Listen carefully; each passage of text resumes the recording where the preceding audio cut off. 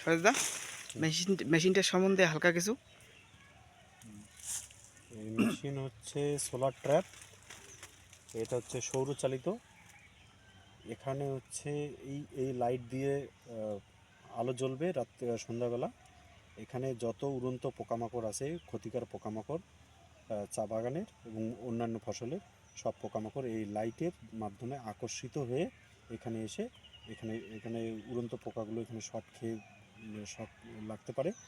আর এখানে হচ্ছে মোবিল দেওয়া আছে, এই মোবিলের মধ্যে এসে এখানে পড়ে যাবে এবং বিনা খরচে সৌরচালিত সোলার ট্যাপের মাধ্যমে আমরা কিন্তু ফসলের পোকামাকড় নিয়ন্ত্রণ করতে পারি।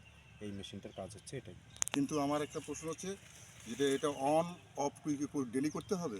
না, এটা হচ্ছে অটোমেটিক। এখন রোদ আছে, সোলার দিয়ে চার্জ হচ্ছে এবং সন্ধ্যাবেলা হচ্ছে এটা অটোমেটিকও জ্বলে যাবে।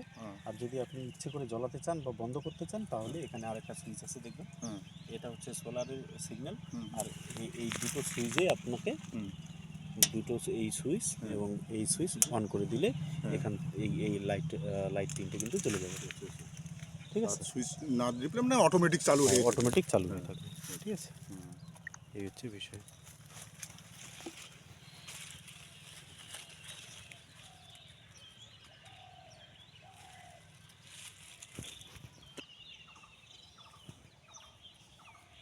তাছাড়া ব্যাটারিটা কতদিনের জন্য থাকবে?